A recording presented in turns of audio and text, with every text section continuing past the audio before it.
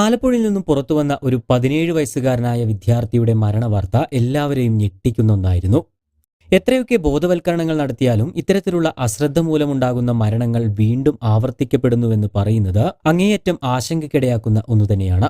എന്തായാലും ഇനിയെങ്കിലും ഇത്തരത്തിലുള്ള അശ്രദ്ധകൾ ആവർത്തിക്കാതിരിക്കാൻ എല്ലാവരും ശ്രദ്ധിക്കുക. കാരണം നിത്യജീവിതത്തിൽ നമുക്ക് എല്ലാവർക്കും സംഭവിക്കാൻ സാധ്യതയുള്ള ഒരു അപകടം കൂടിയാണിത്. ആലപ്പുഴയിലാണ് സംഭവം നടക്കുന്നത്. കരുമാടി പടഹാരം ഗീതാഭവനിൽ സരിത് കുമാറിന്റെ മകനായ സൂരജ് എന്ന 17 വയസ്സുകാരനാണ് അതിദാരുണമായി മരണപ്പെട്ടത്.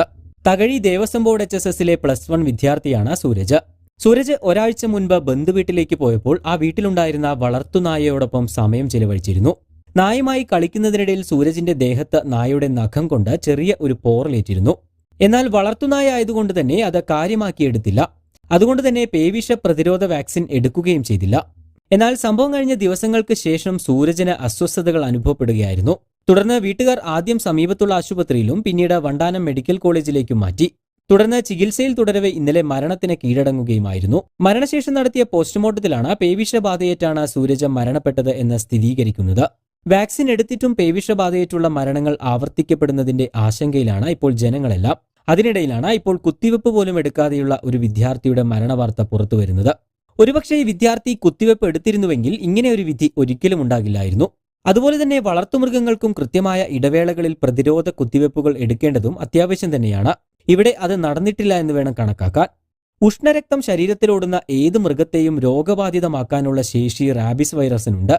വൈറസ് ബാധിച്ച മൃഗങ്ങളുടെ കടിയോ മാന്തോ അല്ലെങ്കിൽ അവയുടെ ഉമിനീർ മുറിവുകളിൽ പുരളുകയോ ചെയ്യുന്ന സാഹചര്യങ്ങളിൽ നമ്മുടെ ശരീരത്തിൽ കയറിക്കൂടി നാഡികളിൽ പെരുകാനിടയുള്ള റാബിസ് വൈറസുകളെ അടിയന്തര ചികിത്സകളിലൂടെയും കൃത്യമായ ഇടവേളകളിൽ എടുക്കുന്ന പ്രതിരോധ കുത്തിവയ്പ്പുകളിലൂടെയുമാണ് പ്രതിരോധിക്കുന്നത്.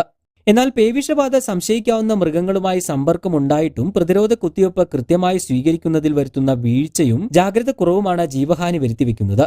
വൈറസ് ശരീരത്തിലെത്തി രോഗലക്ഷണങ്ങൾ പ്രകടമാകുന്നതുവരെയുള്ള ഇടവേള ഒരാഴ്ച മുതൽ 3 മാസം വരെ നീളും. തലവേദന, തൊണ്ടവേദന, 3-4 ദിവസം നീണ്ടു നിൽക്കുന്ന പനി, കടിയേറ്റ ഭാഗത്ത് മരവിപ്പ് എന്നിവയാണ് പ്രാഥമിക പേവിഷ രോഗലക്ഷണങ്ങൾ.